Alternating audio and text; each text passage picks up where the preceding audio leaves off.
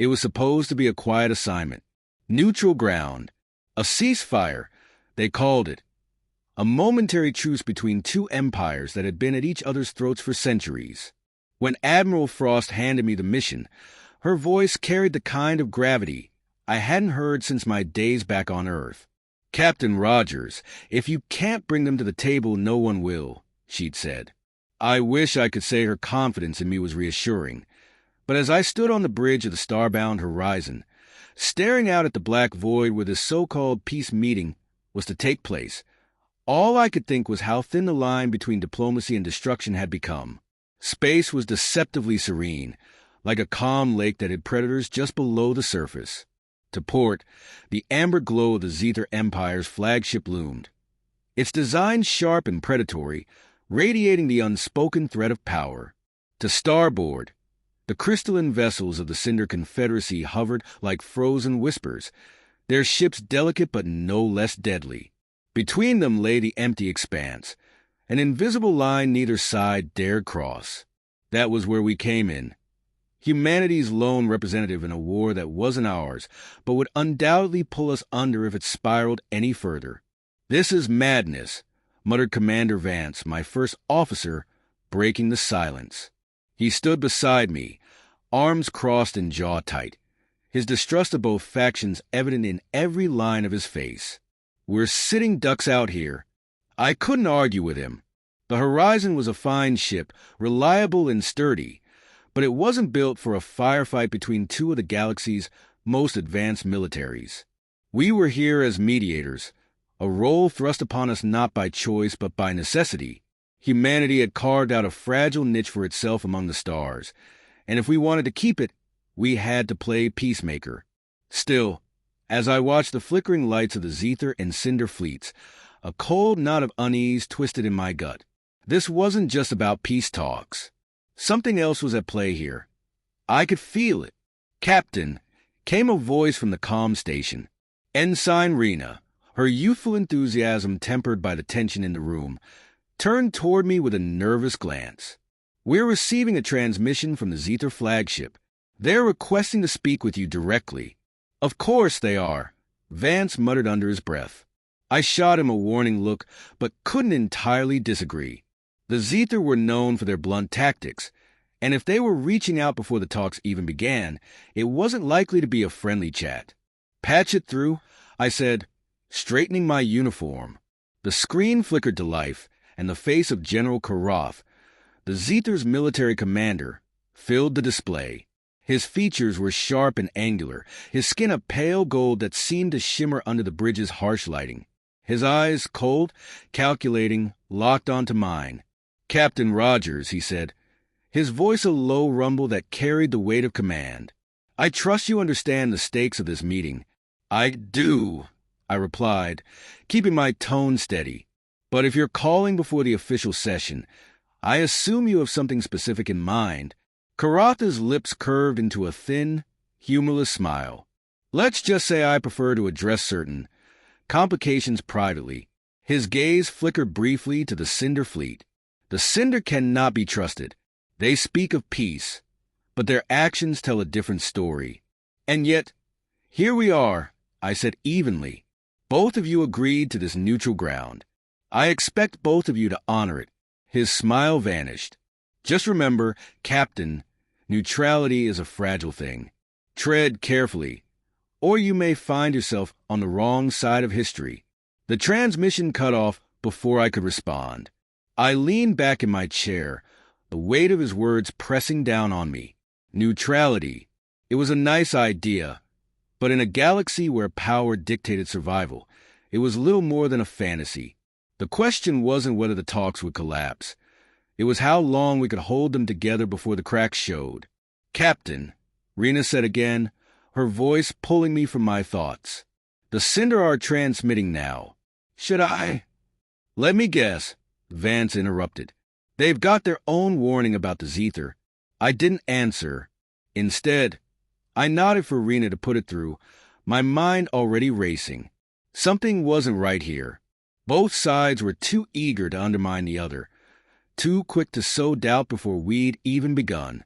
And then there was that feeling, that gnawing sense of unease that had been with me since we arrived. As the Cinder Ambassador's face appeared on the screen, I couldn't shake the thought that we were walking into a trap. But whose trap was it? And why did it feel like we weren't the ones they were aiming for? The Cinder Ambassador, Eris Callan, was a stark contrast to General Karoth. Her features were delicate, almost translucent, with eyes that seemed to glow faintly, as if lit from within. She projected a calm that felt practiced, like a mask worn for diplomacy. But her voice carried a subtle edge, the kind that hinted at a steel resolve beneath her serene exterior. "Captain Rogers," she began, inclining her head in a gesture of respect, "it is an honor to speak with you. Your reputation precedes you." "Thank you, Ambassador Callan," I replied. "I'd say the same, but I'm more interested in what brings you to my comm channel before the talks have even begun." Her lips curved into a faint smile. "Direct as always. I appreciate that quality in a mediator. It makes things efficient." Efficient wasn't the word I'd use for the situation, but I let it slide. "What's on your mind, Ambassador?" Her expression sobered, the glow in her eyes dimming slightly. "The Zethar cannot be trusted, Captain. They thrive on deception, and their history is littered with betrayals. I fear they have no intention of honoring any agreement made here today." I leaned forward slightly, resting my arms on the console. "Ambassador, I just heard a similar warning from General Karoth about your people. Forgive me if I'm starting to see a pattern here." Her gaze hardened, the faint glow intensifying. "The Zethar would say anything to cast doubt on us. They seek to undermine the Cinder's position, as they always have. But I assure you, Captain, our intentions are genuine. We desire peace, not war." "Then why call me now?" I pressed. "Why not save this for the negotiation table?" She hesitated, a flicker of uncertainty crossing her face. "Because there are complications, matters I cannot address in open discussion. You must understand, Captain. The Cinder's survival depends on maintaining a delicate balance. The Zethar seek to disrupt that balance, and they will stop at nothing to achieve their goals." Before I could respond, the transmission abruptly cut off. I turned to Rena, who was already scrambling to restore the connection. "What happened?" I don't know," she stammered. "It's like the signal was severed on their end."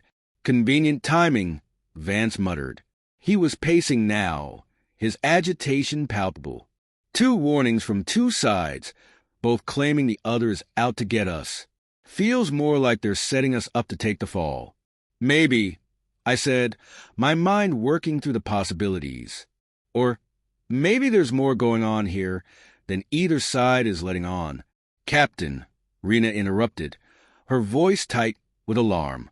"I'm picking up an energy spike near the neutral zone. It's faint, but it's not coming from either fleet." I straightened in my chair, my unease deepening. "What kind of energy spike?" She shook her head. "It doesn't match any known signatures in our database. It's strange, almost like it's being masked." "Masked?" Vance echoed, stopping mid-stride. "You're saying someone's out there, hiding?" "Possibly," Rena said, her fingers flying over the console. "But if they are, they're doing a damn good job of it. I can't pinpoint their location." "Great," Vance muttered. "First, we're caught between two warring factions, and now we've got an unidentified third party lurking in the shadows. This just keeps getting better."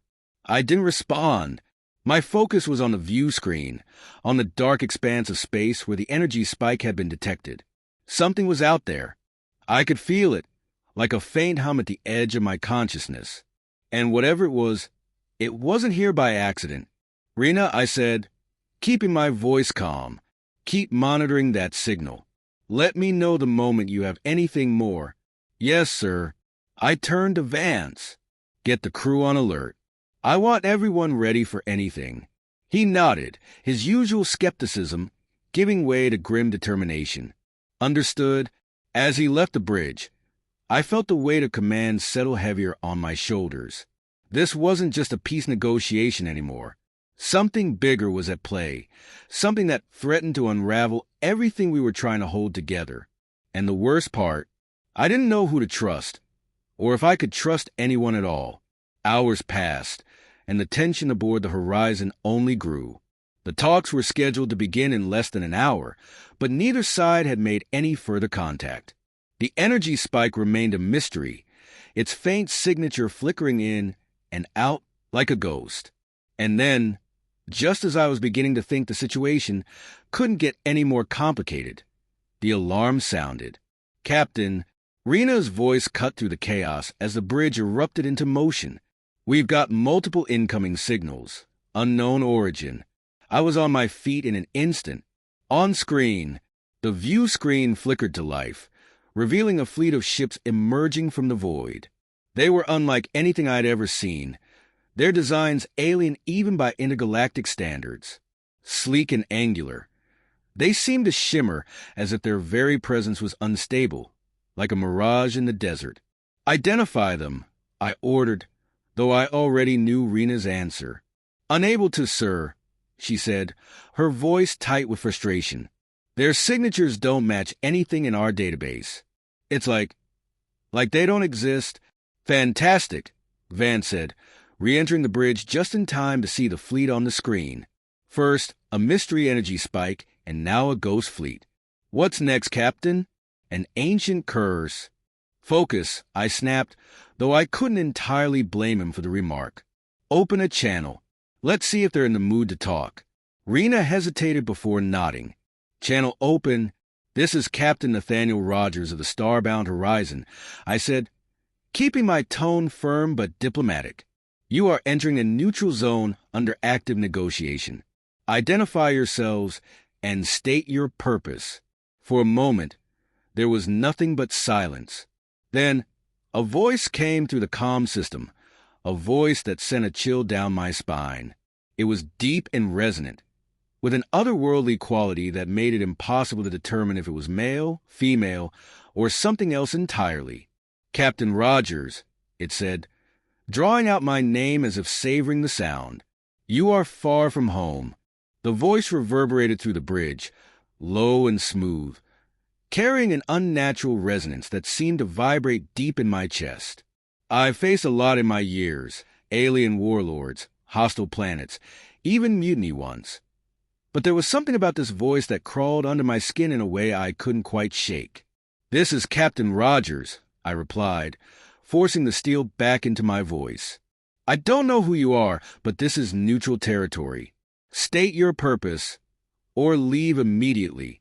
For a moment, the comm was silent, save for the faint crackle of static. Then, the voice returned, as calm and measured as before. "You carry yourself like a soldier, Captain. Commanding, decisive, but this battlefield is not yours. Not yet." A shiver ran down my spine, but I didn't let it show. "You're mistaken," I said firmly. "This is my battlefield. My crew and I were sent here to negotiate peace between the Zether and Cinder. And you're interrupting." There was a low, almost amused hum, as if the speaker found my response entertaining.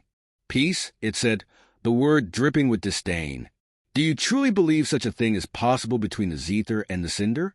Or has the galaxy's naivety infected even you, human?"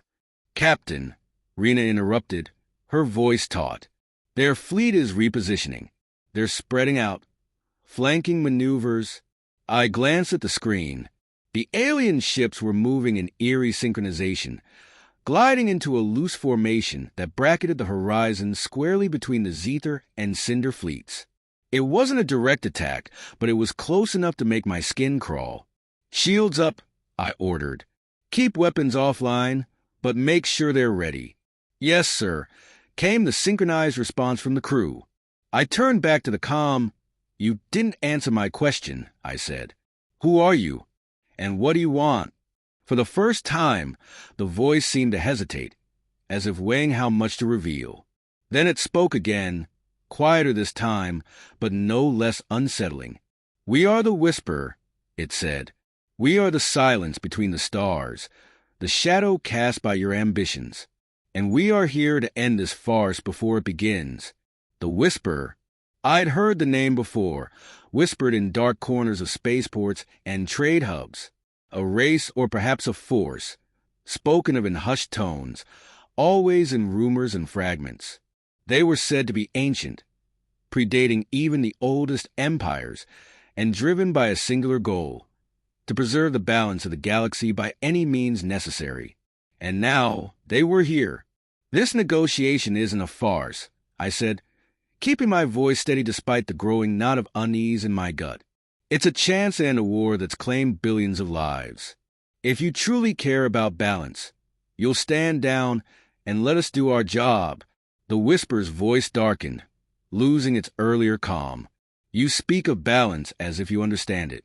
But peace forged in deception is no peace at all. The Zither and Cinder cannot coexist. Their war is inevitable, and prolonging it will only bring greater suffering. We are here to ensure that the galaxy's wounds are cauterized before they can fester, by wiping them out. I challenged. If necessary, the Whisper replied. Captain, Rena called out again, her voice sharper now. The Zither and Cinder fleets are moving. Both sides are arming weapons. My stomach dropped. Put them on screen. The view screen shifted, splitting into two feeds. On the left, the Zither flagship was charging its main cannons, the amber glow of its weapons casting an ominous light across its hull. On the right, the Cinder vessels were deploying their crystalline arrays, their weapons shimmering like shards of glass catching the sun. They think it's a trap, Vance muttered, stepping up beside me. Each side must think the other called these Whisper ships in as backup, and we're caught in the middle, I said grimly. We have to do something, Rena said, her hands hovering nervously over her console. Open a wide channel, I ordered. She nodded, and a moment later, the comms crackled to life. This is Captain Rogers of the Starbound Horizon, I said, my voice carrying the full weight of command.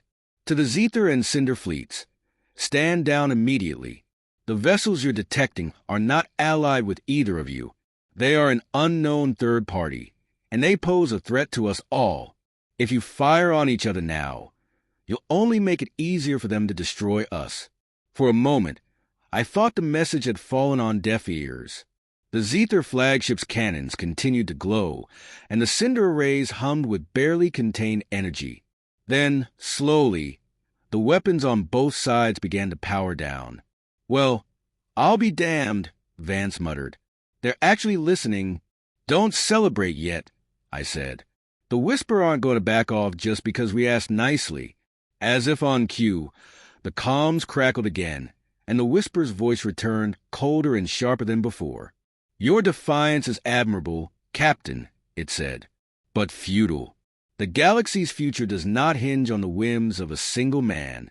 Maybe not, I shot back. But I've faced bigger threats than you, and I'm still here. If you want to end this, you'll have to go through me. The Whisper didn't respond immediately, but when it did, its voice was laced with a chilling certainty. So be it. The transmission cut off, and a moment later, the alien fleet surged forward, their ships moving with impossible speed and precision. Captain, Rena shouted, they're targeting us. Evasive maneuvers. I barked. Return fire, full spread. The horizon shuddered as its engines roared to life, breaking out of formation and banking hard to port. The first salvo from the Whisper ship streaked past us, narrowly missing our hull. A moment later, our own weapons fired, filling the void with a barrage of plasma and torpedoes. But the Whisper ships were fast, too fast. They wove through our attacks like phantoms, their shimmering forms almost impossible to track. This isn't working, Vance shouted. I know, I said through gritted teeth. My mind raced, searching for a solution. We couldn't outgun them, and we couldn't outrun them. But maybe, just maybe, we could outthink them. Rena, I said, that energy spike we detected earlier. Can you isolate it? I think so, she said, her fingers flying over the console. Why? Because I have a hunch, I said. And if I'm right, it's the key to all of this. Rena's fingers moved with precision across the console, her focus unshakable as the bridge trembled under another near miss. The Whisper ships were toying with us, testing the limits of our defenses. Every maneuver we made seemed anticipated. Every shot evaded with an elegance that bordered on arrogance. "Got it," she shouted, breaking through the tension. The energy spike, isolated and triangulated. "It's coming from a point directly between the Zephyr and Cinder fleets." I turned to the view screen, where the map of the neutral zone lit up with a pulsating red marker. "Magnify." The display zoomed in on the region, revealing what appeared to be nothing, just empty space. "That's it?" Vance asked, his tone incredulous. "We're pinning our hopes on a big patch of nothing." "It's not nothing," I said, staring at the screen. "It's a blind spot. Something's hiding there, and you think the Whisper are connected to it." Rena asked. "I bet my ship on it," I said grimly. Before anyone could respond, another volley of fire erupted from the Whisper fleet, one of the shots grazing our starboard shields. Sparks rained down from a nearby console as the ship lurched violently. "Shields at 60%. Rena called out. "We can't keep this up," Vance said. "Whatever you're planning, Captain, now's the time." I made my decision. "Rena, plot a course for that blind spot. Maximum speed." Her eyes widened. "Captain, if we head straight for the source." "Do it," I said, cutting her off. "Whatever's out there, it's the key to all of this. We're not going to survive this fight unless we figure out what we're dealing with." She hesitated for only a moment before nodding. "Course plotted." "Vance," I said, turning to my first officer, "keep the Whisper off our tail. Use every trick in the book." He gave me a tight nod. "You've got it." The engines roared as the horizon veered sharply toward the blind spot, leaving the relative safety of the neutral zone behind. The Whisper ships gave chase, their movements fluid and relentless. On the view screen, their shimmering forms seemed to warp and blur, as if reality itself couldn't fully contain them. "Captain," Rena said, her voice tense, "the Zephyr and Cinder fleets are reacting to our movements. They're repositioning, moving toward the blind spot." "Perfect," I muttered under my breath. If this was going to work, we'd need every player in the game in the same place. As we closed in on the red marker, the energy readings on Rena's console began to spike wildly. The blind spot wasn't just hiding something. It was alive with power. "Captain," she shouted, "we're detecting massive gravitational fluctuations ahead. It's some kind of rift, a spatial anomaly." On screen, I ordered. The view screen flickered, and the blind spot came into focus. At first glance, it still appeared to be empty space. But as we drew closer, the edges of the rift began to shimmer like heat waves rising off a desert. Then, with a sudden flash, the anomaly revealed itself. A swirling vortex of light and shadow, pulsating with an energy that defied explanation. "What in the hell is that?" Vance muttered. "The heart of the storm," I said. "And I'm guessing the Whisper don't want us getting too close to it." As if to confirm my theory, the Whisper ships redoubled their efforts, their weapons fire growing more aggressive. One of their shots connected with our aft shields, sending another shudder through the ship. "Shields at 30%. Rena called out. "Another hit like that, and we're done for." "Not yet, we're not," I said. "Rena, analyze that rift. I need to know what it's doing." She worked quickly, her eyes scanning the data streaming across her console. "It's emitting some kind of signal, a subspace frequency. It's faint, but..." "Wait!" Her voice trailed off as her expression turned to one of dawning horror. "Captain, that signal. It's a beacon." "A beacon?" Vance repeated. "For what?" "For them," Rena said, gesturing toward the Whisper fleet on the screen. "The rift is their anchor point. It's how they're projecting themselves into this region of space. That explained their speed, their precision. The Whisper weren't entirely here. They were operating through the rift, using it as a conduit to maintain their presence in our dimension.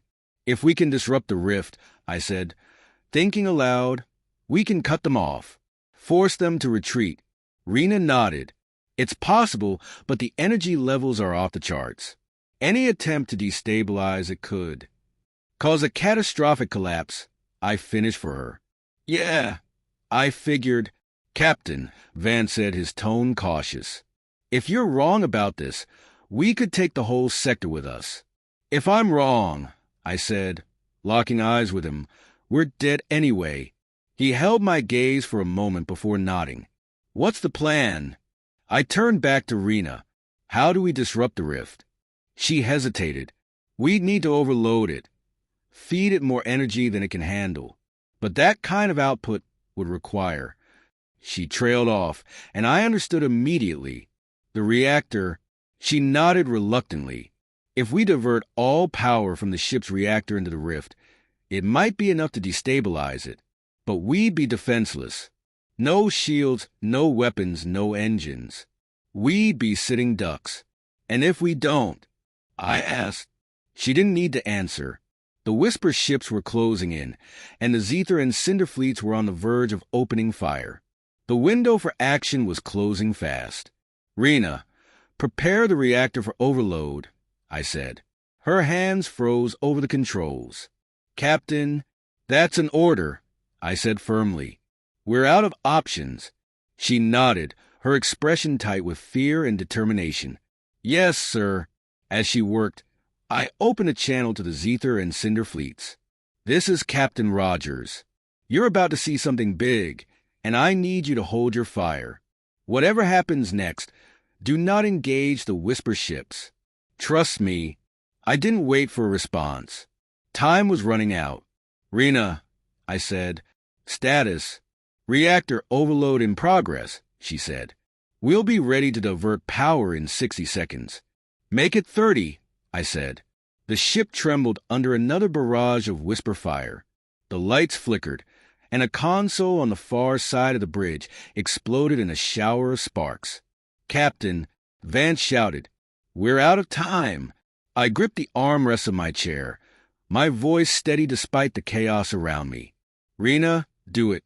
Now. Diverting all power to the reactor.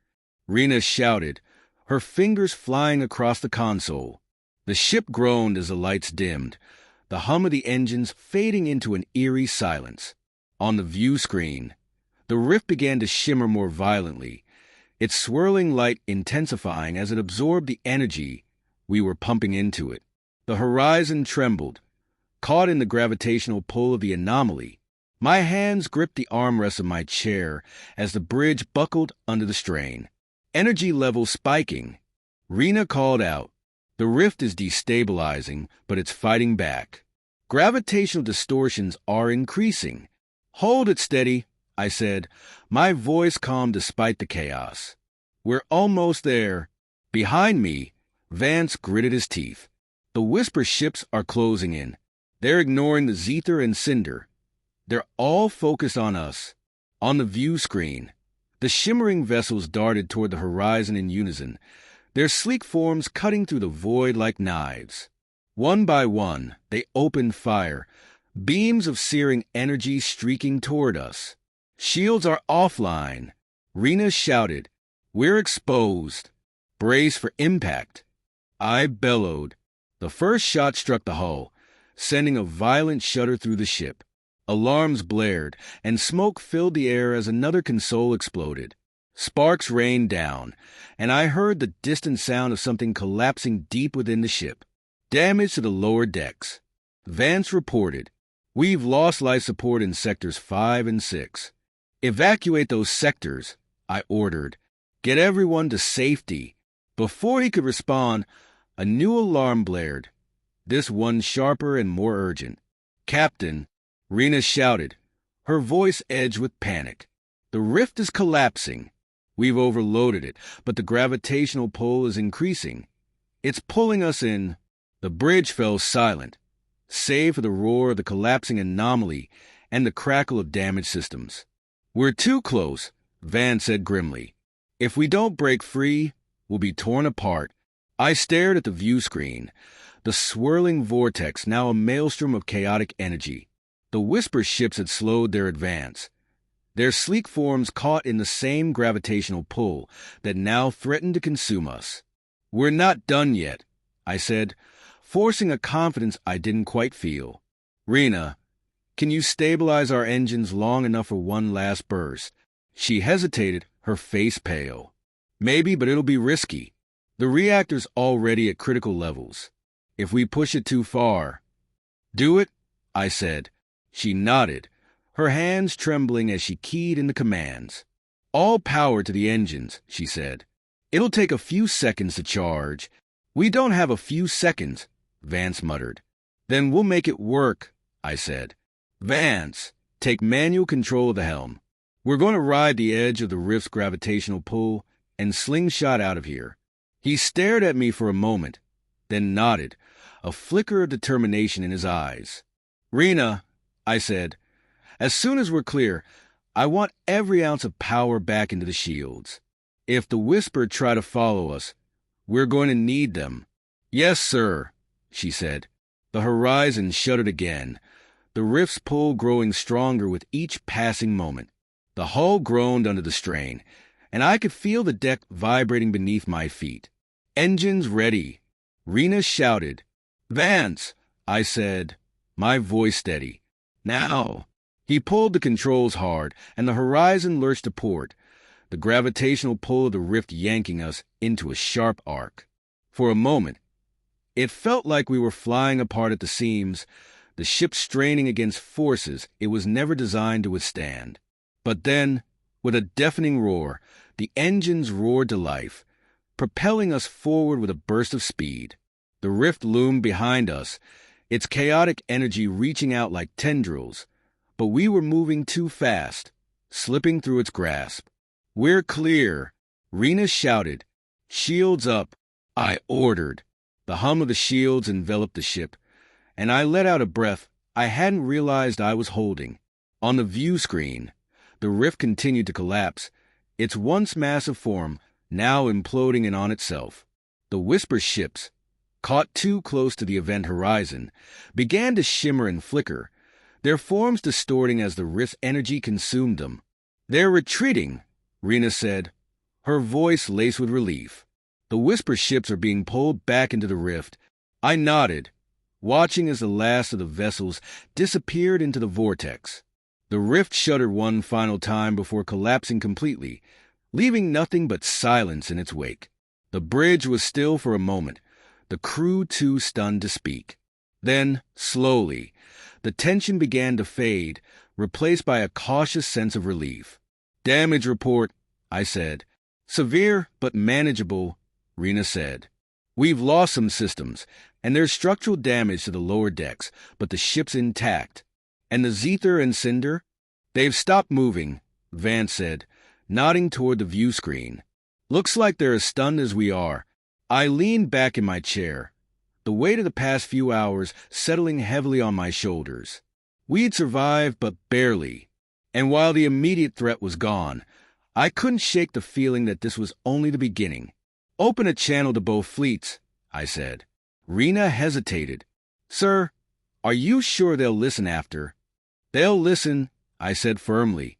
She nodded, and a moment later, the comms crackled to life.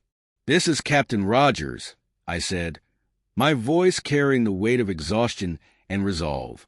"The threat has been neutralized, but if you think this is the end, you're mistaken. The Whisper were here for a reason, and whatever that reason is, it affects all of us. If we're going to survive what's coming, we'll need to work together. No more war. No more lies. It's time to start over." I paused, letting the silence hang for a moment before delivering my final words. "The galaxy's watching. Let's show them we're better than this." The comms went silent, and for a moment, I wondered if the message had fallen on deaf ears. But then, slowly, the Zether and Cinder fleets began to pull back, their weapons powering down. A faint smile tugged at the corners of my mouth. It wasn't much, but it was a start. "Set a course to the nearest repair station," I said. We've got a lot of work to do. As the horizon turned away from the battlefield, I glanced at the empty space where the rift had been, a sense of unease settling in my chest. The Whisper were gone for now, but something told me this was far from over. The horizon limped through the void, her system strained but holding. Repairs were underway, the crew working tirelessly to patch up the damage. The adrenaline of the battle had faded, replaced by the quiet hum of survival. For a brief moment, the galaxy seemed still, the calm after the storm. But calm was a fragile thing in my line of work. "Captain," Vance said, stepping onto the bridge with a datapad in hand. His usually steady demeanor was edged with unease. "We've got a problem." I rubbed my temples, already dreading what he was about to say. "Of course, we do. What now?" "Long-range scans picked up a signal," he said. "Coming from the location of the rift." I sat up straighter. "I thought the rift was gone." "It is," Rena said from her station, turning to face us. "But whatever was on the other side, it's not."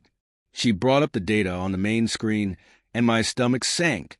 The signal was faint but unmistakable, a series of pulsing waves, almost rhythmic.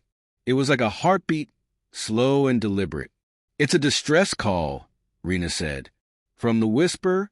I asked. She shook her head. "No, this is different. The frequency is older, more structured." The bridge fell silent as we stared at the data. If the Whisper were using the rift as a gateway, then whatever was sending the signal had been waiting on the other side, biding its time. "Translate it," I said. Rena hesitated. "Captain, if we open that frequency, there's no telling who or what might answer." "We've already crossed that line," I said. "Do it?" She nodded, her fingers moving over the controls. The signal crackled through the speakers, distorted and alien. At first, it was just noise, a cacophony of sounds that didn't make sense. But slowly, the distortion faded, replaced by a single, haunting phrase. "We are watching." A chill ran down my spine. "Captain," Rena said, her voice barely above a whisper, "that signal isn't just a distress call. It's a warning." The weight of her words hung in the air, heavy and undeniable. The Whisper weren't the real threat. They were the vanguard. Something else was out there, something far more dangerous. "Cut the signal," I said. Rena hesitated but complied, the haunting phrase disappearing into silence. "Do we tell the crew?" Vance asked, his tone cautious. "No," I said. "Not yet. They've been through enough. Let's focus on getting the ship operational and regrouping with the fleets. We'll deal with this later."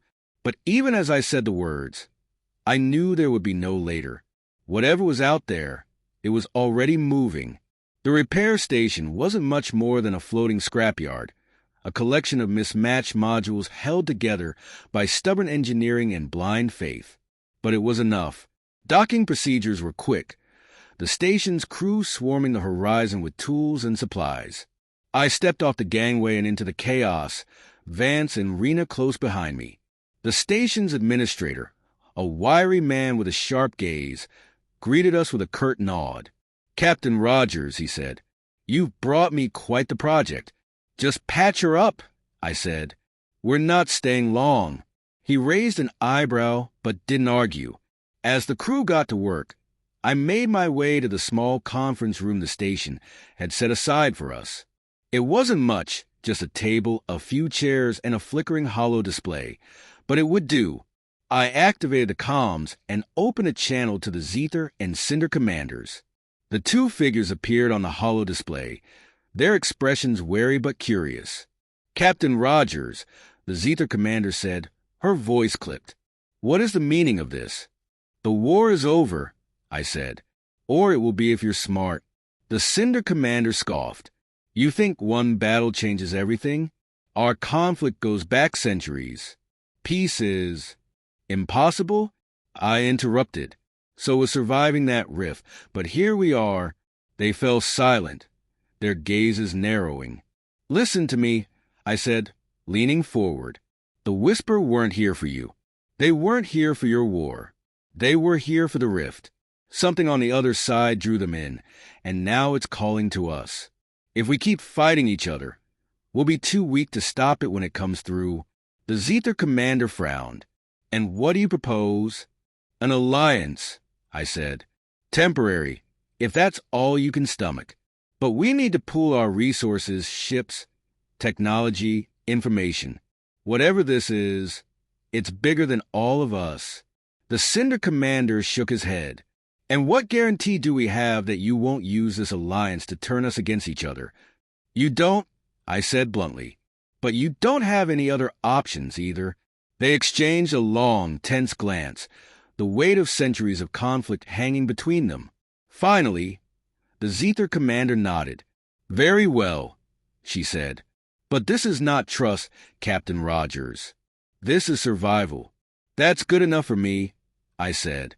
The channel closed, and I leaned back in my chair, the exhaustion catching up with me. They'll fight each other the first chance they get, Vance said from behind me. Probably, I said. But for now, they'll fight with us. Back on the horizon, the repairs were progressing quickly. The crew worked with a renewed sense of purpose, their movements brisk and efficient. Whatever doubts they had about the mission, they kept them to themselves. In my quarters, I stared out the viewport, the stars stretching endlessly into the void. The weight of the past few days pressed heavily on me, a constant reminder of how close we'd come to losing everything. The Whisper were gone, but their warning remained, etched into my mind. We are watching. I didn't know what was coming, but I knew one thing for certain. The war wasn't over. It was just beginning. The station buzzed with activity as the horizon docked alongside a Zither warcruiser and a Cinder dreadnought, their immense hulls casting long shadows over the repair modules. The sight of the two rival fleets docked side by side was surreal, like watching fire and ice forced to coexist. It was a fragile peace, held together by fear of the unknown rather than trust. Captain Rogers, Rena said, approaching me on the bridge. The repair crews report we're operational, but there's still a lot of strain on our systems. They're holding together by sheer willpower. Good, I said, brushing aside the data pad she handed me. We'll need every ounce of willpower we've got. Her expression tightened. The Zither and Cinder have requested a joint meeting. Both commanders are asking for assurances and answers. Of course, they were. I nodded, signaling for her to arrange it. Moments later, I found myself seated in a makeshift conference room aboard the station. The Zither commander, Sherrod Null, sat stiffly at one end of the table, her uniform pristine, her gaze piercing. Across from her sat General Tyrock of the Cinder, his massive frame a stark contrast to her refined presence. Their aides flanked them, bristling with distrust. Captain Rogers, Shara began, her tone sharp. Your actions during the battle spared both our fleets from annihilation. For that, I commend you. But this alliance, she gestured between herself and Tyrock, her lip curling slightly, is tenuous at best. You need to convince us why we should risk our resources for your cause. Your cause, Tyrock corrected, his deep voice reverberating through the room. The Cinder do not answer to outsiders. We've survived worse threats than your so-called Whisper. I held up a hand, silencing their bickering before it could escalate. You didn't survive this alone, I said. The Whisper's technology, those ships, were centuries ahead of anything either of your fleets has encountered. If we hadn't intervened, you'd both be debris floating in the void. Tyrock's eyes narrowed, but he didn't argue. Shara folded her arms, her silence more telling than words. I understand you don't trust each other, I continued. Frankly, I don't blame you, but we're not here to rehash old grudges. The Whisper were just the beginning. The signal we intercepted, the one from beyond the rift, is proof that something worse is out there. If we don't stand together, none of us will live long enough to care about old wars. Shara's gaze hardened. And what exactly is this new threat? You speak in vague warnings, but we need details, Captain. Rena, who had been standing quietly at my side, stepped forward and activated the holo display. The room dimmed as an image of the rift appeared, overlaid with the data we'd recovered. The rhythmic signal pulsed across the display, its alien cadence echoing through the room. "This is the transmission we intercepted," Rena explained. "It's not a language we've encountered before, but the pattern suggests an advanced intelligence." The phrase, "we are watching," was extracted from the signal, but it's more than just a warning. It's a declaration. Tyrok leaned forward, his brows furrowing. "A declaration of what?" "Presence," I said. "Whoever sent us wants us to know they're here. They've been observing us, waiting for something. And now that the rift is gone, they're making their move." Shara frowned. "You're suggesting they've been monitoring us for years, perhaps centuries." "Longer," Rena said, bringing up another set of data. "The signal's frequency matches residual energy patterns found on several ancient Zether and Cinder artifacts, ones predating your conflict by millennia." The room fell silent as the weight of her words sank in. Whatever was out there had been watching long before the Zether and Cinder had even risen to power. This wasn't just their fight. It was everyone's. "And what do you propose we do?" Tyrok asked, his tone skeptical. "Send our fleets into the unknown, chasing shadows?" "We start by preparing," I said. "Pooling our resources, analyzing the data, and finding out what we're up against. This isn't a shadow, General. It's a storm, and it's heading straight for us." The next few days were a blur of activity. The horizon became the center of a reluctant alliance, her corridors filled with Zether scientists and Cinder tacticians. The cultural clash was immediate and often loud, shouts echoing through the ship as old grudges flared up in the heat of collaboration. But progress was made, albeit slowly. In the war room, Rena advanced, and I pored over star charts with representatives from both fleets. The data from the rift led us to a region of space uncharted by either side, a desolate expanse known only in whispers as the Silent Quadrant. Legend spoke of ships disappearing there, their crews never heard from again. "It's a graveyard," Van said, tracing a finger along the holographic map. "If the signal came from anywhere, it's here." Shara nodded reluctantly. "We've avoided that region for generations. Even our most advanced probes failed to return." "Sounds inviting," I said dryly. "But that's where we're going." Tyrok crossed his arms. "And if it's a trap? If this signal is nothing more than bait to lure us into the void?" "It might be," I admitted. "But if we sit here doing nothing, we're as good as dead. At least this way, we have a fighting chance." He grunted, clearly unimpressed, but said nothing more. As preparations for the expedition continued, I took a rare moment to step away from the chaos. The observation deck was quiet, the stars sprawling across the viewport like diamonds on black velvet. I leaned against the railing, my mind churning with questions I couldn't answer. "Penny, for your thoughts?" Rena's voice broke the silence. I turned to see her standing behind me, a cup of steaming coffee in hand. She handed it to me, her expression softening. "Just wondering what the hell we're walking into," I said, taking a sip. The bitter warmth grounded me, if only for a moment. She nodded, leaning against the railing beside me. "Do you ever think about what's out there? Beyond the stars, I mean." "All the time," I said. "That's what keeps me going. The hope that there's something more out there, something worth fighting for." Her gaze lingered on the stars. "And if there isn't?" "There is," I said firmly. "We just haven't found it yet." The day of departure arrived faster than I'd anticipated.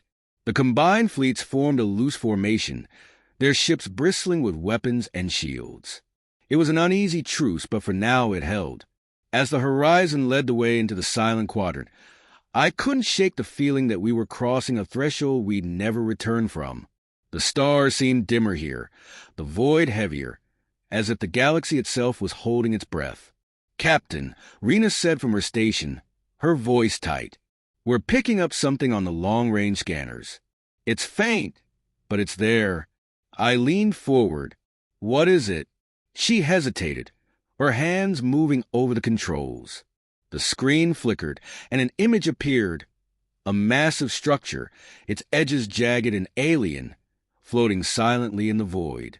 It's a ship, she said. Or what's left of one.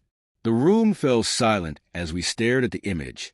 Whatever had built that ship, it wasn't from this galaxy. Send a signal, I said. Let them know we're here. She glanced at me, uncertain. Are you sure that's a good idea? No, I admitted. But we're not here to hide. The signal went out, a simple, universal greeting. For a moment, there was no response. Then the display flickered and a new signal came through. This one wasn't a greeting. It was a single word, sharp and clear. Run. The word hung in the air, as sharp as a blade. Run. It wasn't a warning. It was a command. For a moment, the bridge of the horizon was silent, the only sound the steady hum of the ship's systems. Every pair of eyes was fixed on the display, where the alien vessel drifted in the void like the bones of some ancient leviathan. Its jagged edges glinted faintly in the dim starlight, its hull marred by scars older than anything we could imagine. Analysis, I said, breaking the silence. My voice was steady, but inside, my mind was racing. Rena's hands flew over the controls. It's massive, larger than any known Zether or Cinder ship. Hull composition is unknown. No signs of life aboard, but energy readings are faintly present. Whatever it is, it's been out here for centuries, maybe millennia. Vance leaned forward in his seat, his brow furrowed. That signal didn't come from the ship. It's coming from somewhere else.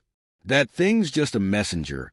I nodded, my gaze fixed on the screen, and the message is clear. Captain, Shara's voice crackled through the comms.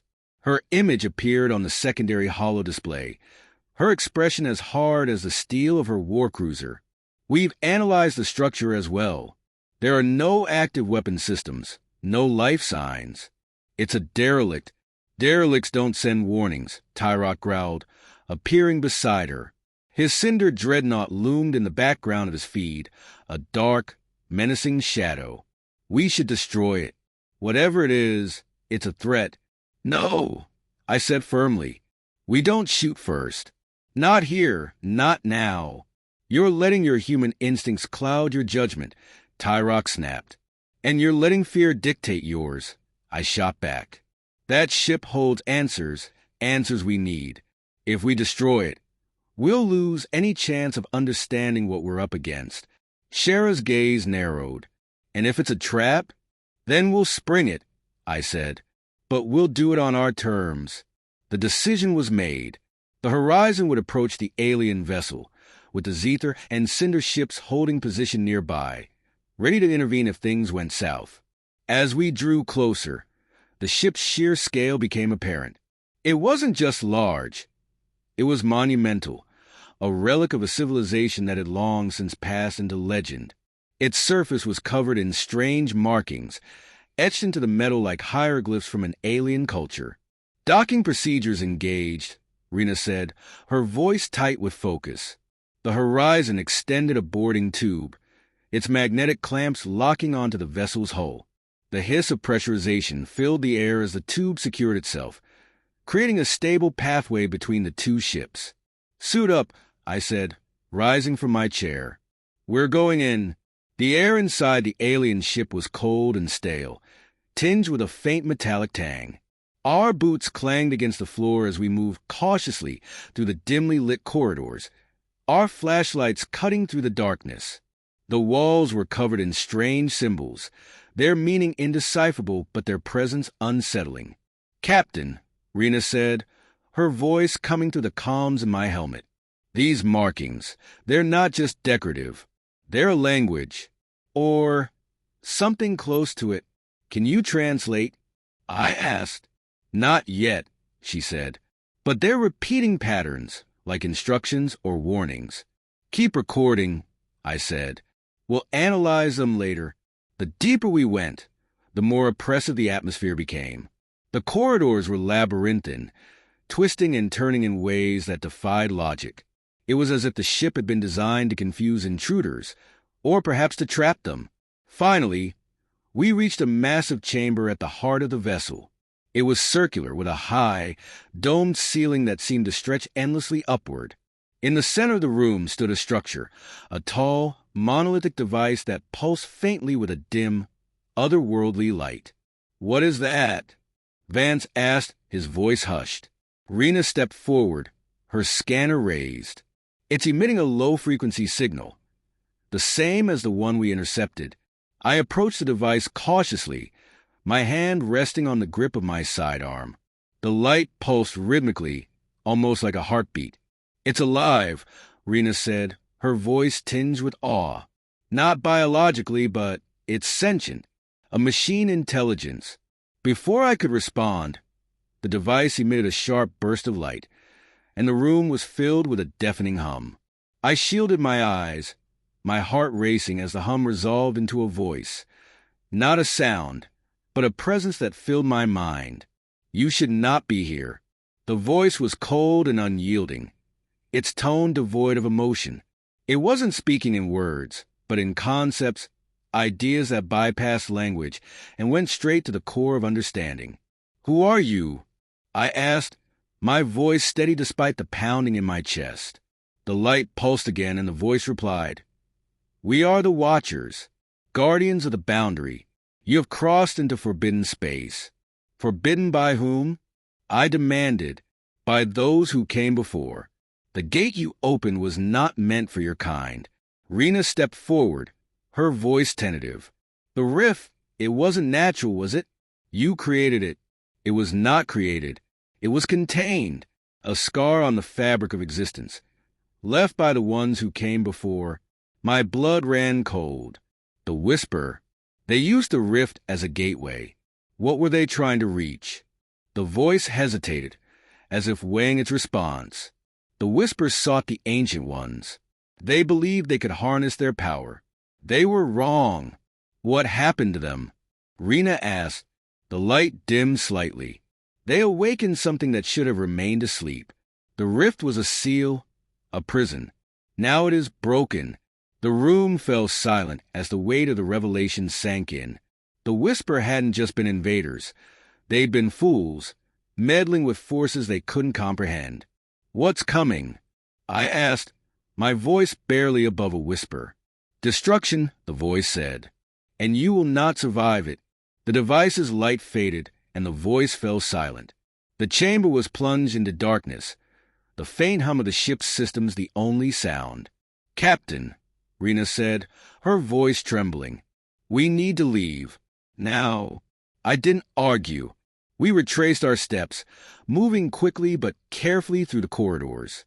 The ship seemed to groan around us, as if it were alive and displeased with our presence. As we reached the airlock, the warning came again, this time in a language we could all understand. The ship's systems flickered to life, and a single word echoed through the comms. "Run." Back aboard the Horizon, I stood on the bridge, my mind racing. The Zether and Cinder commanders were already demanding answers, their voices a cacophony over the comms.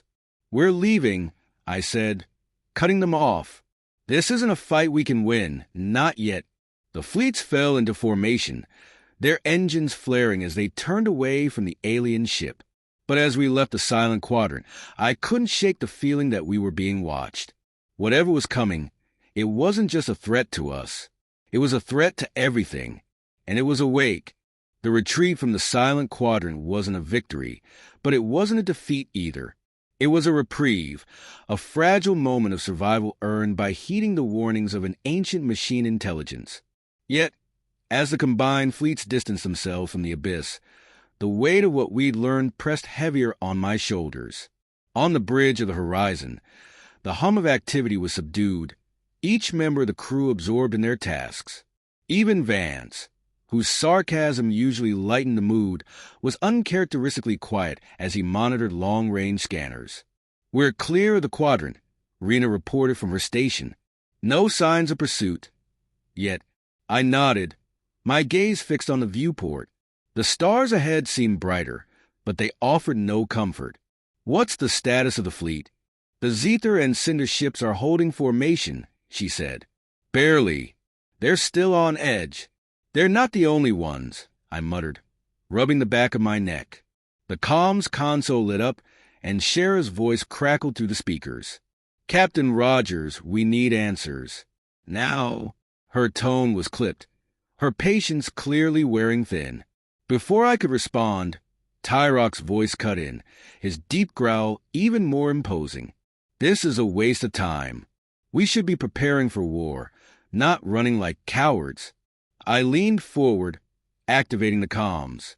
"With all due respect, General, war isn't going to save us from what's coming.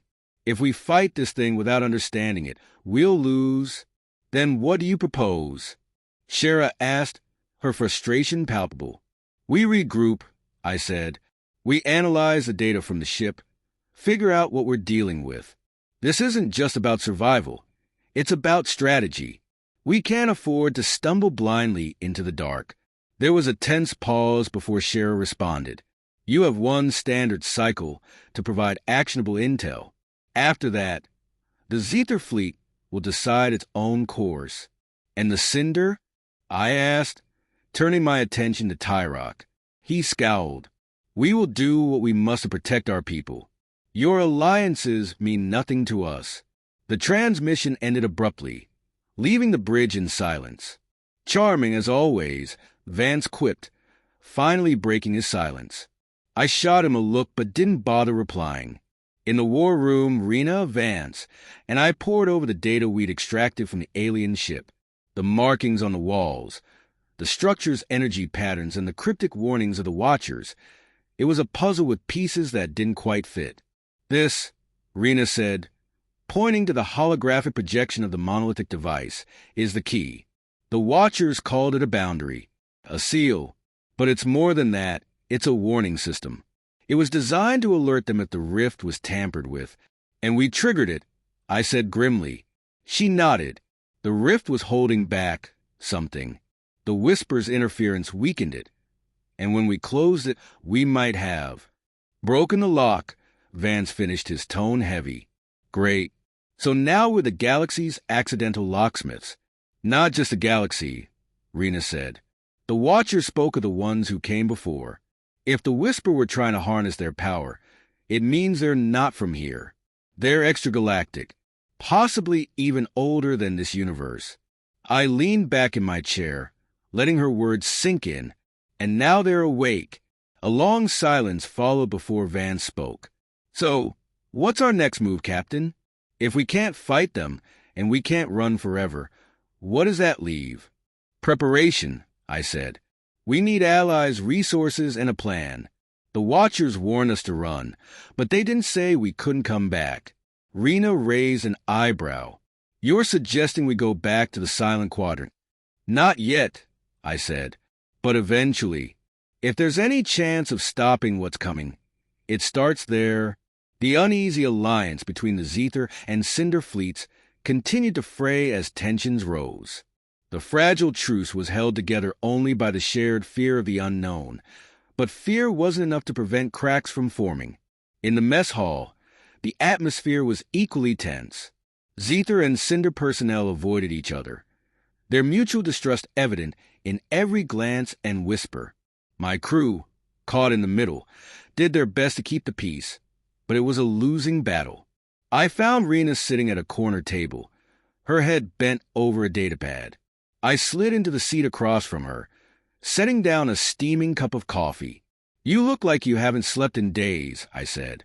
"Because I haven't," she replied without looking up. "This data is a nightmare to decode.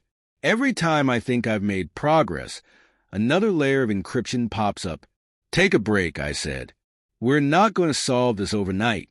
She finally looked up, her eyes tired but determined. "We don't have time for breaks, Captain. Whatever's coming, it's not going to wait for us to be ready." "I know," I said softly, "but running yourself into the ground isn't going to help either." She sighed, setting down the datapad. "You really think we have a chance against something like this?" "I don't know," I admitted, "but I do know one thing. If we don't try, we're already dead.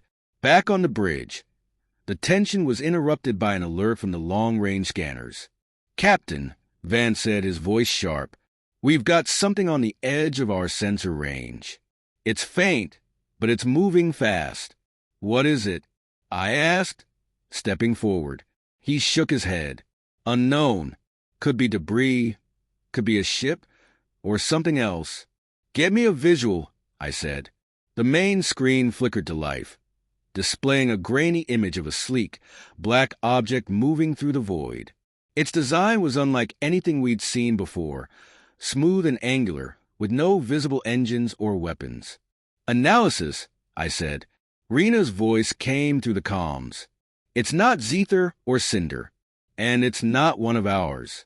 I'm picking up faint energy signatures. It's scanning us." My gut twisted. Red alert. All hands to battle stations. The klaxons blared as the crew sprang into action. The alien object slowed, hovering just outside weapons range. "Open a channel," I said. Rena hesitated. No response. "It's just watching us, like the Watchers," Vance muttered. "Or worse," I said. The object lingered for a moment longer before suddenly accelerating, disappearing into the void. "Where's it going?" I asked. Rena's hands flew over the controls. "It's heading for the Cinder fleet." The comms lit up with frantic transmissions as the Cinder ship scrambled to respond. Tyrok's voice came through, angry and defiant. "We're under attack. This is what you brought us into. Rogers." Before I could reply, the connection was cut. On the main screen, the alien object darted through the Cinder formation with impossible speed, evading their weapons with ease. And then it was gone, leaving behind only silence and the wreckage of a Cinder frigate. The Cinder frigate burned in the void, its hull broken and lifeless. The scene played out on the horizon's main display, like a grim warning of what awaited the rest of us. On the bridge, the tension was suffocating. My crew worked in silence, their faces pale as they exchanged glances. They were waiting for orders, for reassurance, for anything to make sense of what had just happened. "Status report," I barked, breaking the silence. "Minimal energy signatures from the wreckage," Rena said, her voice tight. "No survivors detected. The Cinder fleet is regrouping, but they're in disarray. And the object—" "Gone," she replied. "It vanished into the void, same as before. No trail, no residual energy signature. It's like it was never there." The comms console flared to life, Tyrok's furious voice cutting through the static. "Rogers, this is your fault. That thing came for us because of you." I leaned forward, activating the comms. "General, now's not the time to point fingers. We need to focus on—" "You don't tell me what to do," he roared. "We've followed you into this madness long enough. The Cinder fleet is withdrawing. If you want to die chasing ghosts, that's your choice, but we won't follow." "Tyrok," I began, but the transmission cut off. On the display, the Cinder ships turned away, their engines flaring as they prepared to jump to hyperspace. "Captain," Rena said cautiously, "should we try to stop them?" I clenched my fists, my jaw tightening. Every instinct told me to fight for the Alliance, to hold Tyrok and his fleet together, but I knew it was already too late. "No," I said finally. "Let them go." The departure of the Cinder fleet left a vacuum, both tactical and emotional. The Zether ships held their position, but the tension was palpable. On board the horizon, the crew moved like ghosts, their steps muted and their voices hushed. I found myself in the observation deck, staring out at the distant stars. The reflection in the glass was a ghost of the man I used to be, older, wearier, and haunted by the weight of decisions that had no right answers. "You did the right thing." I turned to see Vance leaning against the doorway, a steaming mug of coffee in his hand. "Did I?" I asked. "Because it sure doesn't feel like it." He shrugged, stepping closer. "You can't force people to see reason. Tyrok's a hammer, and he sees everything as a nail. If he wants to run, let him. The Zethar are still with us. For now, anyway. For now, I echoed, my voice heavy. Vance handed me the coffee, his usual smirk absent. We've been through worse, Captain. You'll figure this out. You always do. I nodded, but the weight in my chest didn't lift. Back in the war room, Rena was analyzing the attack on the Cinder frigate, her fingers flying over the controls. The holographic display showed a replay of the event, the alien object moving with impossible precision through the Cinder formation. This thing isn't just fast, she said, her voice edged with frustration. It's deliberate. Every move it made was calculated, almost as if it was testing us. Testing us for what? I asked. She hesitated. I'm not sure, but it didn't destroy the Cinder fleet. It could have, easily, but it only targeted one ship. A warning, Vance said, stepping into the room. Rena nodded. Exactly. It's sending a message. It's watching and it's in control. I stared at the hologram, my mind racing. We need to find it before it strikes again. What about the data from the Watcher ship? Is there anything we can use? I'm still decrypting it, Rena said. But there's something odd. The markings on the ship, they're not just warnings. They're coordinates. Or part of them, anyway. Coordinates to what? Vance asked. That's what I'm trying to figure out, she said. But whatever it is, it's connected to the rift, and to the ones who came before. As we worked, the Zethar fleet's patience began to wane. Shara's face appeared on the comm screen, her expression as hard as ever. Captain Rogers, she said, her tone clipped. I need to know where this is going. The Cinder have abandoned us, and my people are questioning why we're still here. We're on the verge of a breakthrough, I said. The data we recovered could lead us to a solution, something that can stop this before it gets worse. How much longer? She demanded. Soon, I said. Just give us a little more time. Her eyes narrowed. Time is a luxury we don't have. If you don't produce results within the next cycle, the Zethar fleet will also withdraw. The screen went dark before I could respond. With the clock ticking, I gathered the senior officers in the briefing room. The atmosphere was tense, each face etched with worry. Here's where we stand, I began. The Cinder are gone, and the Zethar won't wait much longer. If we're going to act, we need to do it now. What about the coordinates? Rena asked. I'll take the horizon to investigate, I said. The Zethar fleet can hold position and monitor for any further activity. You're going alone? Vance asked, his brow furrowing. Not alone, I said, but this ship was built for exploration. We're the best chance of uncovering what's really going on. And if we don't find anything, Rena asked. I met her gaze. Then we'll have to face whatever's coming without answers. But doing nothing isn't an option. The decision was made. The horizon would follow the partial coordinates, hoping they would lead us to the answers we so desperately needed. The Zethar fleet agreed to hold position for one more cycle, their ships forming a defensive perimeter around the rift's remnants. As the horizon prepared for departure, I found myself back in the observation deck, staring out at the void. The stars seemed farther away than ever, their light faint and fragile against the encroaching darkness. We're heading into the unknown again, I said softly, and this time we might not come back. But even as doubt gnawed at the edges of my mind, a spark of determination remained. Whatever lay ahead, we would face it. Together. The countdown was set.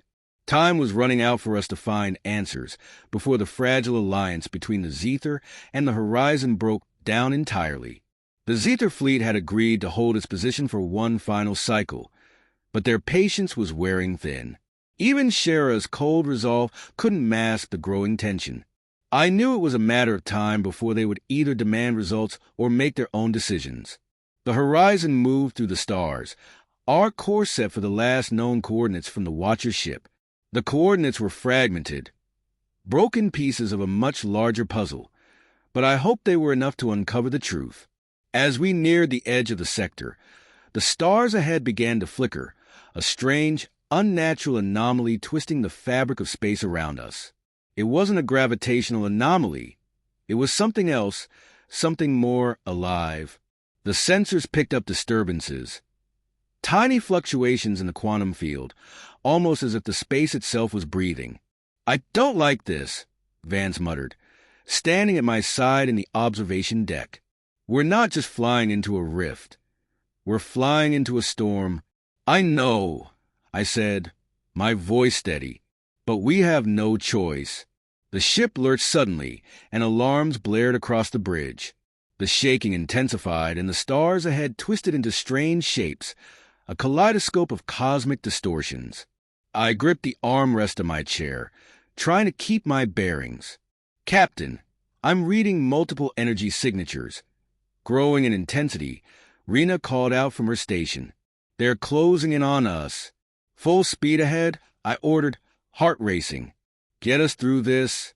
The horizon surged forward, the distortion growing worse as we plunged deeper into the heart of the anomaly. The stars around us stretched and flickered like dying embers. The sensors were useless. The world outside the ship had turned into a void of shifting shadows. It was like we were no longer in space at all, but suspended in a space between worlds. And then, as if from nowhere, it appeared. A massive silhouette, something vast and ancient, loomed ahead. It was unlike anything we had encountered. Its structure seemed to ripple and shift with the rhythm of the cosmos itself, a living entity of incomprehensible scale. "Captain," Rena's voice trembled, This is it. This is the source." I stood, speechless, staring at the colossal shape. It wasn't just a ship. It was a construct, an ancient weapon, a relic of a time before time itself. The Watchers had warned us, but nothing could have prepared me for this. The vastness of it, the power that radiated from it, was overwhelming. And then it spoke, not with words, but with a presence. It was as if the entire ship reverberated with a voice that was not of this universe, a voice that had been waiting, perhaps for eons, for something to awaken it. "Why do you disturb the boundary?" The words echoed in my mind, not through the ship's comms or any technology, but in the very fabric of my thoughts. I felt my body tense, my mind screaming for answers, for a way to respond. I swallowed hard. We came seeking answers. We were unaware of the consequences. The entity's presence pulsed, the stars around it flickering in time with its heartbeat. The boundary was never meant to be crossed. You have awoken that which should not have been. The rift will collapse, and all things will return to the void. I felt the weight of its words settle over me like a storm cloud. My hands gripped the console tightly. Is there no way to undo this? There was a long pause. The energy surrounding the entity grew colder, darker, more oppressive, and then a final, bone-chilling response. There is no undoing, but there is still time. You must choose. The voice was gone as suddenly as it had come.